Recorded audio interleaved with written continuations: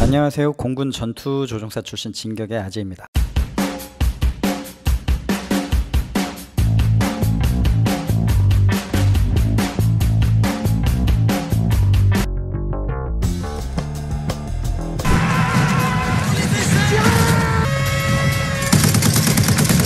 제1차 세계대전의 철조망과 기관총 그리고 참호전은 역사 이래 인류의 측면에 있어서 큰 상처를 준 사건이었습니다. 당시 세계 문명을 선도하고 있다고 믿던 유럽 본토에서 일어난 일이었기 때문에 이는 더욱 큰 충격이었고, 이 충격을 줄이고자 하는 생각은 문학, 사회, 철학적 측면으로 번져나갔으며, 이러한 노력은 군사적인 측면에서도 나타났습니다. 1차 대전 후반기, 포병의 탄막 사격과 보병의 돌격을 합친 독일의 후티어 전술, 철조망과 기관총으로 고착된 전선을 타개할 뻔했는데 프랑스의 종신방어로 인해 이 노력은 좌절되죠. 참호전의 구렁텅이 속에서 전쟁이 끝나고 집으로 돌아갈 수 있다고 믿던 수많은 젊은이들의 희망은 점차 전장에서 사라져갔습니다.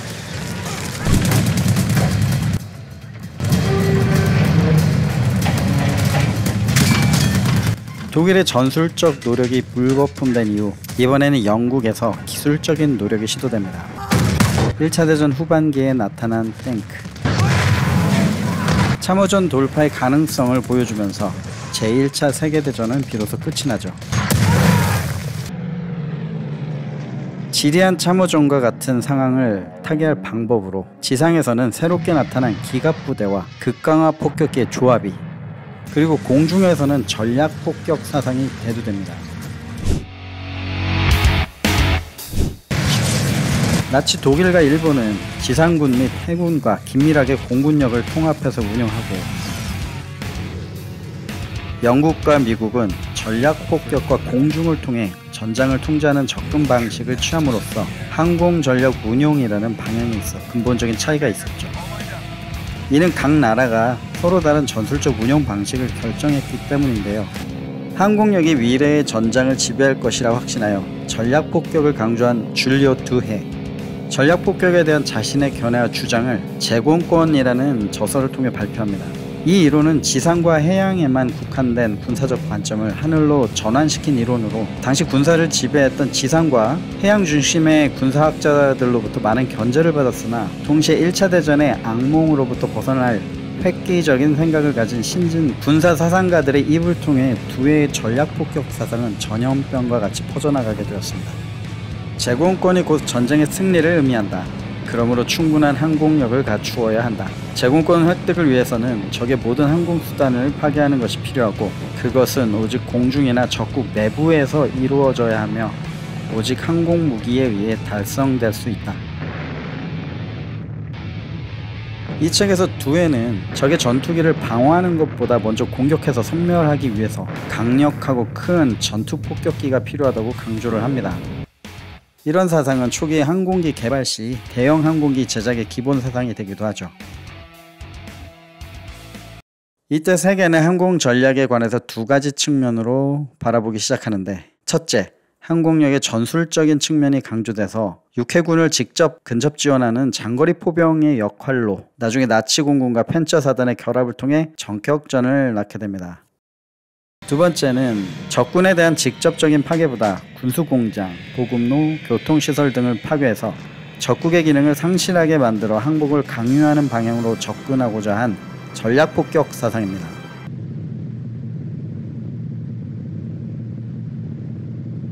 전쟁에서의 승리를 위해 적의 군사적 목표물 뿐만 아니라 경제적인 능력과 해당 국가의 전쟁 수행 의지를 꺾는 데 주안점을 둔 개념으로, 전략폭격의 시작은 제1차 세계대전 시 독일이 비행정을 통해 전선의 교착 상태를 풀어보기 위한 시도에서 출발했는데, 그 개념이 점차 확장돼서 적 병참선 및 생산시설 파괴를 통해 간접적인 손해를 입힌다는 개념으로 발전합니다.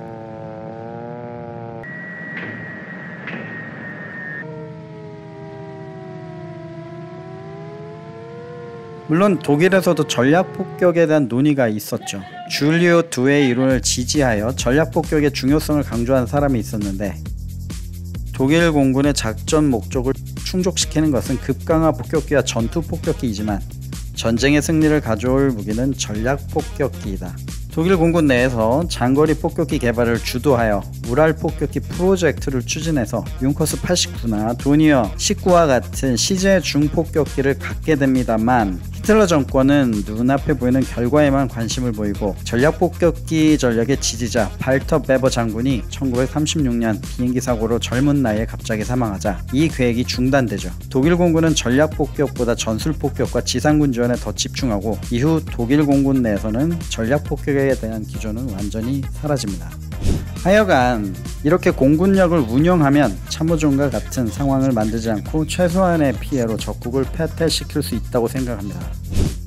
당시의 조종사 모집 포스터를 보면 전투기보다 폭격기 조종사를 더 멋지게 묘사하고 있는 것을 알 수 있는데 이런 현상은 모든 사람들의 머릿속에 이미 전략폭격 사상이 자리 잡고 있었기 때문이라고 할 수 있죠. 독일을 석기 시대로 만들어버리자. 영국 본토 항공전이 종결된 이후에도 지속적으로 독일 영토를 폭격하고 있었던 영국에서는 영국 공군을 축소해서 해군과 육군을 강화해야 되지 않을까라는 의견도 있었지만 독서전쟁이 개시된 상황을 감안해서 지속적으로 독일 폭격을 통해 독일의 힘을 약화시키는 것이 좋을 것 같다라는 방향으로 의견이 모이죠. 언제 있을지 모를 차후 작전을 위한 여건 조성 작전을 공군 단독으로 수행하고 있었던 것이죠. 이 작전을 이름하여 나치 독일 석기 시대 작전. 수백 대 폭격기 편대에 의한 독일 본토 야간 폭격 작전이 개시됩니다. 이에 힘을 보태기 위해 1942년 미 육군 항공대 제8공군이 영국에 배치됩니다. 제8공군은 브라우닝 중기관총으로 도배하여 방어력이 우수하기로 소문난 B-17로 밀집 편대를 이루어 주간 폭격을 한다는 계획을 수립하는데 B-17 Flying Fortress 나는 요새 제2차 세계대전에서 연합군 승리의 결정적인 공신 B-17 1935년 최초 비행 이후 2차 대전 중 유럽 전선에서 나치 독일의 맹폭격을 가한 전략 폭격에 선봉에 섰던 폭격기로 한국 전쟁에도 참여하는 등 전세계에 그 용맹을 포효하였으나 1968년 브라질 공군에서 퇴역함으로써 역사에서 퇴장합니다. 제2차 세계대전 당시 미국에서는 영토 순찰 및 정찰 용도로 사용하는 전투기는 중무장한 폭격기들에게 쉽게 무너질 것이라는 폭격기 무정론이 대두되죠. 영국 공군이 주간 폭격에 대한 심한 우려를 보였음에도 불구하고 미 공군은 당시 세계 최강 루프트와페 전투기들을 무시하고 주간 폭격 작전을 밀어붙입니다. 이렇게 미 공군이 주간 폭격을 밀어붙이는 데는 다 믿는 구석이 있었기 때문인데 B-17의 새로운 장치가 장착되어 있어 정밀 폭격이 가능하다고 판단했기 때문이죠. 이 장치가 바로 노던 조준기입니다. 6000m 상공에서 피크를 맞출 수 있다고 실제 테스트 시 6400m 고도에서 원형 공산 오차 18.2m의 명중률을 보여주기도 한 노던 조준기. 여기서 원형 공산 오차란 CEP라고 하죠. Circular Error Probability. 미사일이나 폭탄의 명중 정도를 나타내는 용어로 CEP는 폭탄 등이 투하되었을 경우 그 중에 반수가 명중하는 원의 반경을 뜻합니다. 쉽게 얘기해서 10발을 공격했을 때 5번째 좋은 스코어를 뜻하기도 하는데 1931년 MIT에서 개발한 미분 해석기를 시초로 탄생한 아날로그 컴퓨터 계산기와 망원 조준경이 탑재되어 항공기 속도, 고도, 편류 등을 통해 폭탄의 탄도를 산출할 수 있었던 노던 조준기. 실제로 노던 조준기는 엄청난 명중률을 자랑했으나 폭격수가 눈으로 봐야 했기 때문에 구름이 없는 고도에서 그것도 주간에 폭격을 해야 하는 주간용 조준 장비였던 것이죠. 그런데 폭격수가 목표물 상공에서 조준하고 있을 때 폭격기의 자세가 조금이라도 달라지면 조준기에서 오차가 발생합니다. 이 오차는 고도가 높으면 펜들럼 효과에 의해서 더 커져서 폭탄의 정확도에 큰 문제점이 생겼죠. 이 오차 발생을 감소시키기 위해서 B-17에 장착한 것이 바로 오토파일럿입니다. IP 지점 이후에 폭격수가 이 자동 비행장치 버튼을 누르면 폭격기의 조종 권한은 폭격수에게 넘어가게 되고 비행기는 목표물 상공으로 직진 비행합니다. 폭격수는 폭탄창을 열고 노던 조준기에 달려있는 가로 세로 조준 장치에 목표물이 오기를 기다리고 있다가 십자선에 목표물이 겹치면 투하 버튼을 눌러 폭탄을 떨어뜨립니다. 선독의 폭격을 시작으로 다른 선대기들도 폭격을 시작하고, 선도대대가 폭격을 시작하면 다른 대대, 전대, 비행단 전력 전체가 순차적으로 목표물에 대해서 무차별 융단 폭격을 수행합니다. 폭격이 끝나면 조종 권한은 다시 조종사에게 부여되며, 폭격기 편대들은 이그레스 지점, 가상의 집합 지점으로 진입한 후에 기지로 귀환하는 절차를 수행하죠. 이 노던 조준기는 미 정보부 최등급 보안 대상으로, 만약 폭격기가 적의 영토에 불시착할 경우에는 반드시 파괴해서 적이 사용하지 못하게 해야 했을 정도의 군사장비 제1호였습니다. 일본 본토 폭격의 특수 임무를 띄었던 두리틀 폭격대가 있었죠. 이 B-25 폭격기는 적지에 100% 착륙을 해야 했기 때문에 노던 저중기는 제거하고 투입되었다고 합니다.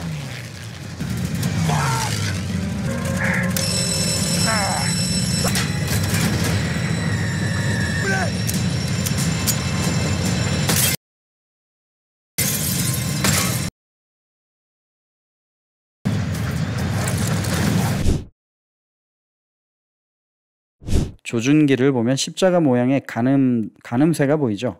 조준기의 십자가는 특정한 상황에서도 버틸 수 있는 물질로 만들어야 했기 때문에 거미줄과 같은 자연상의 온갖 소재로 실험을 했죠. 그런데 엉뚱하게도 36세의 한 여성의 머리카락이 이 실험 조건을 충족합니다. 파마나 염색과 같은 화학적 처리를 한 적이 없는 여성의 머리카락, 오직 천연 비누로 머리를 감는 등 개인적으로 매우 공을 들인 이 머리카락이 전략 폭격의 정확도를 높이고 나아가 세계를 나치 독일의 천하로부터 구했다면 믿으시겠습니까? 게다가 이 여성은 애국심에 의해 자발적으로 머리카락을 기부했다고 합니다. 애국 여성이죠. 그리고 제8공군이 B-17을 주간 폭격으로 투입한 그 두 번째 이유가 있었는데, 이는 B-17을 나는 요새 플라잉 포트리스라는 별명으로 만든 바로 그것. 그리고 제8공군이 B-17을 주간 폭격으로 투입한 그 두 번째 이유가 있었는데, 이는 B-17을 나는 요새 플라잉 포트리스라는 별명으로 만든 바로 그것.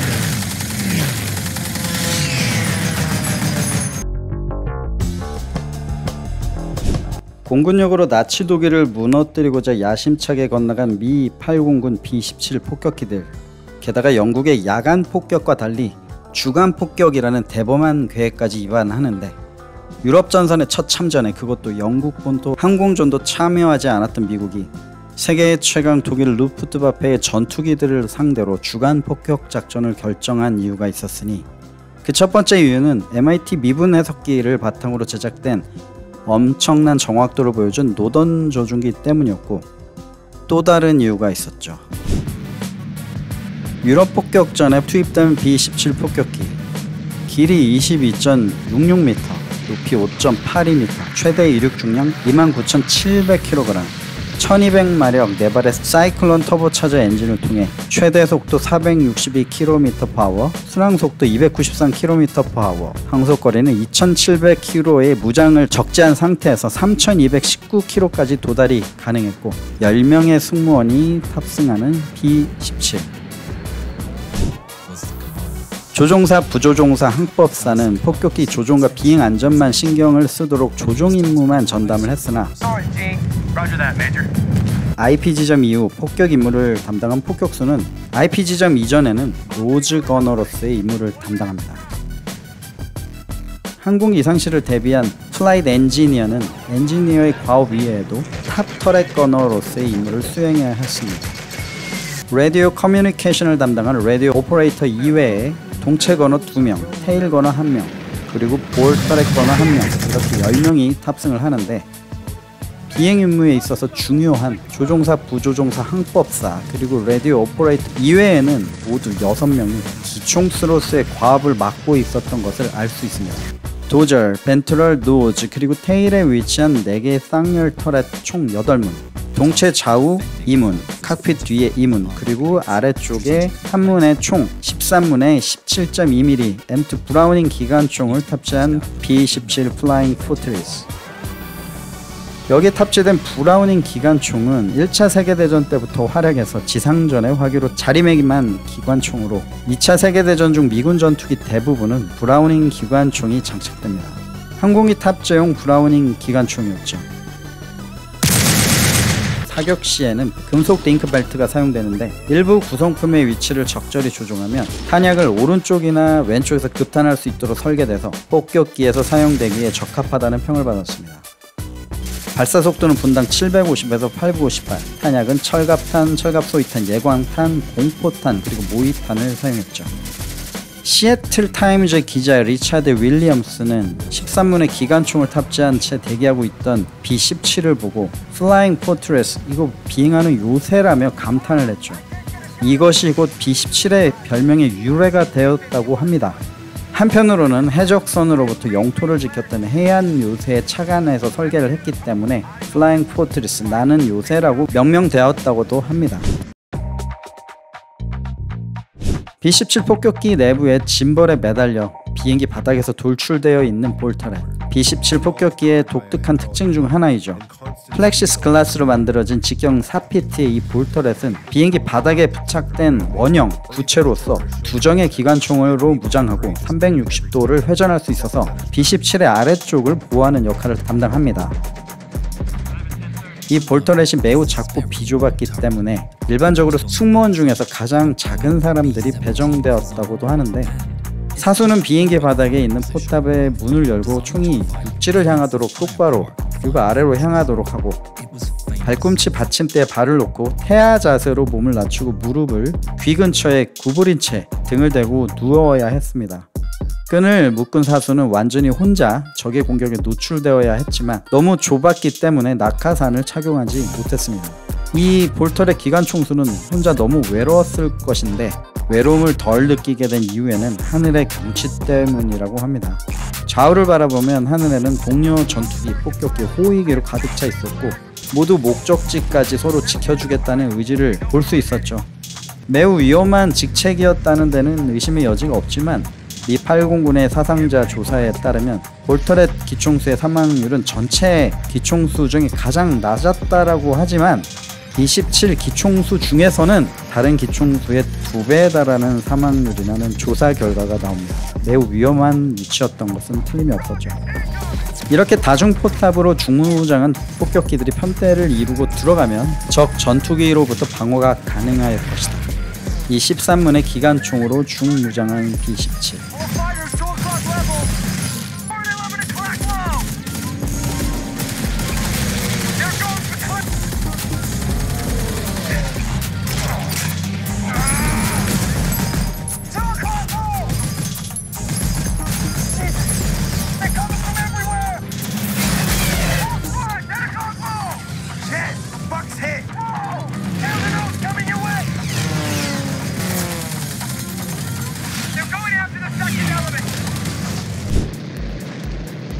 드디어 출격하는 B-17 폭격기 편대.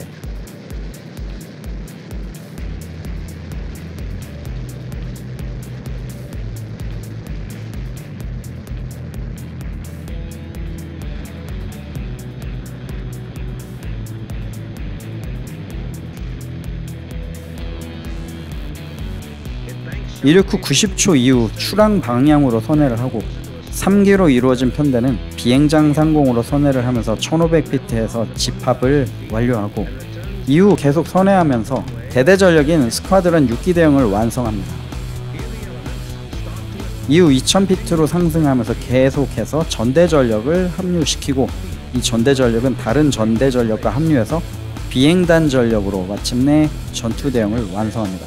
1개 전대 전력은 3개 대대 전력 18기로 구성이 되는데 수직으로는 약 850피트, 수평으로는 1대대, 2대대, 3대대로 구성이 됩니다.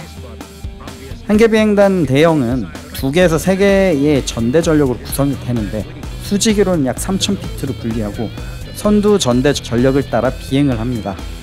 보통 작전에 참여하는 전력은 3개 비행단 전력으로 한개 비행단은 약 2개에서 3개 전대 전력이기 때문에 약 36에서 54여대, 그를 뒤따르는 두 번째 그룹은 3I를 분리해서 똑같이 36에서 54대의 B-17이, 그리고 세 번째 그룹 또한 3I를 분리하여 똑같은 전력으로 대응을 유지합니다. 플라잉 포트리스라는 애칭이 나온 이유, B-17에 탑재된 13문의 기총은 편대기와 보조를 맞추어서 화력 계획을 작성했죠. 이는 마치 르네상스 시대의 교차 화력을 통해서 방어력을 극대화했던 별 모양의 시타델과 매우 흡사한데요.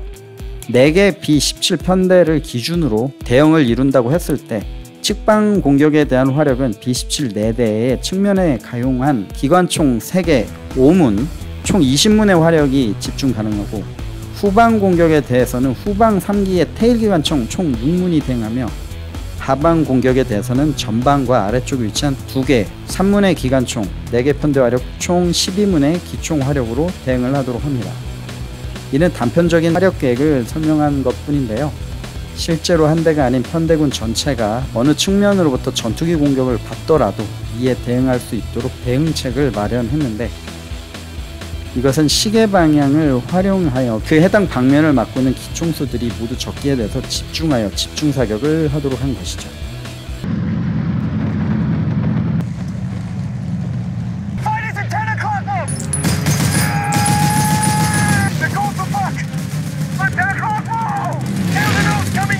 이 차 대전 최고의 기관총, 그리고 13문으로 무장한 B-17 폭격기. 이 폭격기 3개의 비행단 전력이 편대군을 이룬다면 적의 전투기도 접근할 수 없을 것 같았고, 세계 최고의 노돈 조준기 또한 있었으니 주간 폭격을 하는 것은 미국인으로서는 누가 봐도 당연해 보였습니다. 그리고 그 첫 임무에 투입된 B-17 편대군, 주간 폭격의 위험을 우려한 영국 공군에서 스피파이어를 대동해서 에스코트까지 붙였는데, 독일 공군은 코빼기도 보이지 않았고 우려와는 달리 별다른 저항에 부딪히지 않고 독일 본토 폭격 임무에 성공하고 무사히 귀환합니다. 이 첫 임무 성공으로 미 8공군은 세상을 다 가진 듯 했습니다. 독일은 야간 공격만 받아왔기 때문에 주간에 공격할 것이라 생각을 못했던 것이죠. 바로 허를 찔렸던 것이죠. 그런데 1943년 6월 14일 연합군 최고 참모부에서 하달된 한 장의 전략 지시문, Point Blank Directive, 연합군 최고 참모부의 작전 지침이 내려옵니다. 독일의 군사적, 산업적, 경제적 체계를 점진적으로 파괴하고 와해시키며 영국으로부터 유럽 대륙 침공을 준비하고 실행하는 과정에서 지상 및 해상 전력을 직접 지원하는 것. 주요 목적은 독일 전투기 전력을 가능한 조기에 약화시키는 데 있으며, 이를 위해 독일 항공기 산업, 특히 전투기와 관련된 엔진 공장을 공격하여 독일 전투기 전력을 점진적으로 파괴하는 것. 전략적으로 오버로드 상륙 작전 성공을 위한 공중 후세 확보와 연계되어 있었죠. 이 작전 수행을 위해 항공 작전 지침이 만들어지고 연합공군의 전략 폭격 우선순위가 조정됩니다.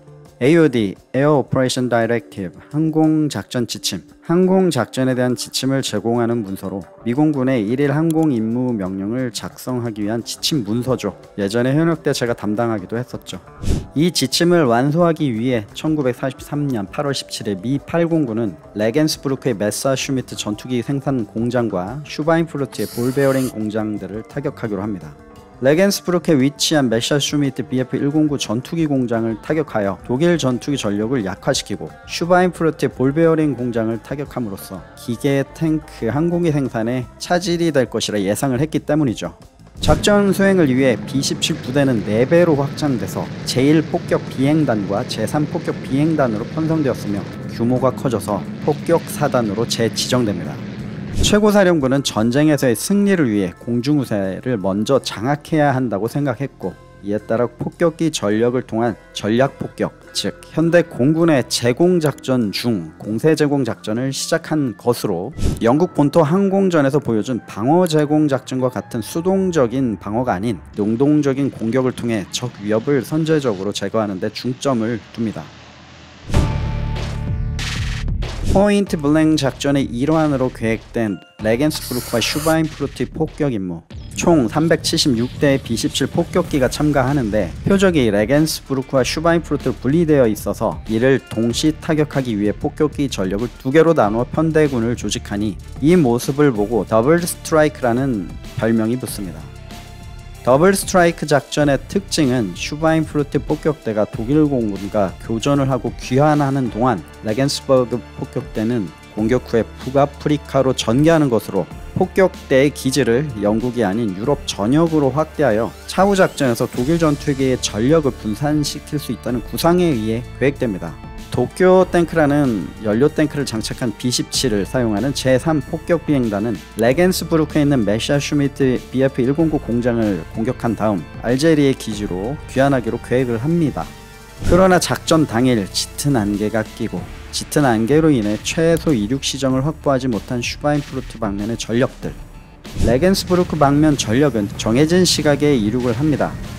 문제는 시작부터 날씨로 인해 슈바인 폭격대가 늦게 이륙한 것이죠. 두 목표물을 동시에 공격하는 타이밍이 B-17 전력의 손실 없이 임무를 성공시키는 데 매우 중요했는데 제1폭격 비행단이 악천후로 인해 지상에 머물렀음에도 불구하고 아이러니하게도 레겐스부르크 방면대는 이륙 명령을 받았습니다. 유명한 커티스 르메이 대령의 지휘를 받는 레겐스부르크 편대군은 제3폭격 비행단 총 146대 항공기로 구성되어 7개 B-17 전대로 구성하여 각 전대 전력은 21대의 컴뱃 박스 전술 대형으로 비행을 합니다. 이윽고 나타난 독일 전투기들. 문제는 한 개 단급 대형을 3개 전대가 아니라 2개 전대 전력으로 편성함으로써 적기에 대응할 수 있는 전체 기총량이 기존의 기본 컴뱃 박스 대형에 비해 3분의 2밖에 되지 못했기 때문에 화력을 충분히 활용하지 못했죠. 90분간의 치열한 전투 끝에 독일 전투기들은 연료와 탄약이 부족하여 교전을 중단하고 목표물 상공에 진입한 제3폭격 비행단 폭격기들은 전투기 공장에 약 298톤의 폭탄을 투하합니다. 한편 이미 레겐스부르크 폭격대가 목표물에 도착할 무렵 이륙한 슈바인프루트 폭격대. 독일군의 첫 번째 공격은 거의 즉시 시작되었는데 독일 전투기들은 기존과 다른 전술을 구사합니다. 메사슈미트 BF-109와 포케울프 190 전투기들이 정면 공격, 헤드온 어택 전술을 지속적으로 구사한 것이죠.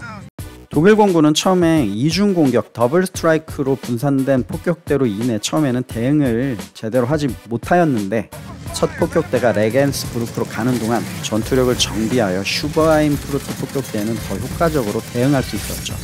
헤드온 전술을 쓴 독일 공군의 전술 변화는 폭격대에 엄청난 피해를 주기 시작합니다.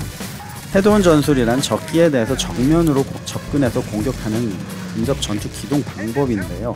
독일군이 적용한 헤드온 전술은 폭격기 정면으로 접근해서 약 400에서 600m 사이에서 공격을 시작해서 100m 정도 거리에서 이탈하는 방법이 주를 이루었는데 두 대 롯데는 각자에게 주어진 폭격기를 공격하고 이탈하고 이탈 후에 두 대 롯데는 조인업 다시 재차 모여서 재차 공격하는 히트앤드런 전술을 약 3회 정도 반복합니다. 이때 정면에서 접근 시 구이섭 시 상호 항공기 간의 상대 속도는 약 610마일 정도가 됐기 때문에 사격이 가능한 시간은 약 3초 정도가 됩니다. B-17의 정면 화력이 상대적으로 약했기 때문에 정면 공격이 선호될 수밖에 없었는데 다만 정면으로 접근할 경우 폭격기와의 거리 분간이 잘 안 되어서 독일 전투기들은 약 정면 10도 정도 상방에서 접근을 하면서 접근율을 판단했죠. 후방 공격의 경우 약 600m 정도에서 사격을 시작하고 100m 정도에서 이탈을 하는데 구이섭씨가 현격히 줄어들죠. 약 150마일 정도를 가정을 하면 이때 사격은 약 7.7초 정도의 기총 발사가 가능한 시간이 나옵니다. 이는 전투기들이 폭격기를 요격할 수 있는 충분한 시간이었는데 반대로 B-17 컴뱃박스 대형의 후비를 맡은 버너 총 60문 또한 7.7초가 대응 가능한 시간이 되는 거죠. 정면 공격 시 약 3초에 비해 2배 이상의 시간 동안 기총의 탄막을 뚫어야 했던 독일 공군 전투기들. 독일 전투기 조종사들은 전방에서 히트앤드런 전술을 구사하여 폭격기 사수의 화력 범위 내에 머무르는 시간을 최소화하는 헤드온 히트앤드런 전술을 채택합니다. 정면 공격 전술로 인해 폭격기에 대한 전투기의 이점이 늘어나게 된 것이죠.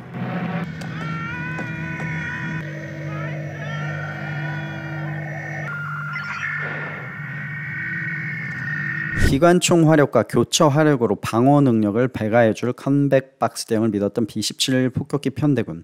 물론 P-47 썬더볼트 항공기의 호위를 받았으나 전투 행동 반경이 짧아도 너무 짧았던 P-47은 메사슈미트와 교전을 하기 전에 돌아가기 바빴죠.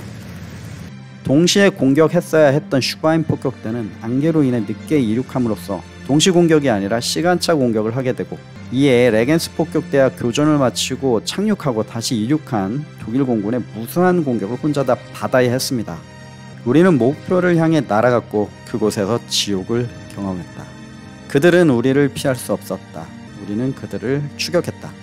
이날 하루에만 총 376대 B-17 폭격기가 출격을 해서 이 중 60대의 폭격기가 격추되거나 손실을 입고, 귀환한 다수의 폭격기 또한 상당 부분 전투에 쓰지 못하게 되죠.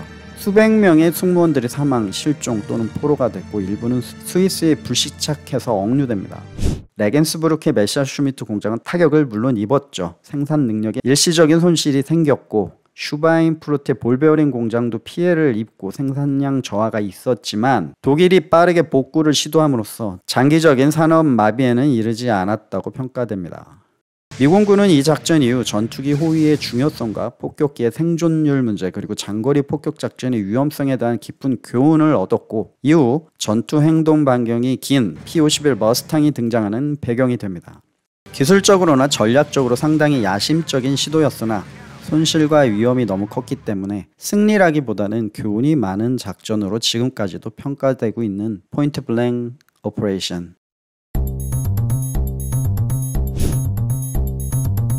빅 윅 오퍼레이션 아규먼트. 머스탱까지 합사하여 독일 본토 전역에 거친 항공력에 의한 결정적 작전으로 단순한 폭격 작전이 아니라 공군력 자체의 결정적인 전투였는데, 이 작전 이후 루프트와페는 회복 불가능한 조종사 손실과 산업적 피해를 입고 연합군은 공중전의 주도권을 완전히 장악합니다. 전문가들은 이를 제2차 세계대전 유럽 전역의 분수령 중 하나로 꼽습니다. 포인트 블랭 작전에서 큰 교훈을 얻은 미공군은 결점을 보완하여 빅 윅 작전 기간 동안 유럽 전역의 판도를 바꾸었고, 이때 수립된 전략 폭격의 경험을 토대로 현대의 제공작전 교리가 정립되어 지금까지도 항공작전을 이끌게 됩니다. 그리고 다가오는 요격기의 시대. 지금까지 전략폭격 시대를 통해 항공전략과 전략폭격 사상이 현대 제공작전 교리로 수립되는 과정을 보여드렸습니다. 여러가지 제 불찰로 인해 많은 실수가 있었으나 그래도 참고 시청해주신 윙맨님들께 감사드립니다. 언제나 늘 항상 윙맨님들의 건강과 건승을 기원드립니다. 그리고 다가올 Z 전투기 시대의 에피소드도 기대해주세요. 안녕.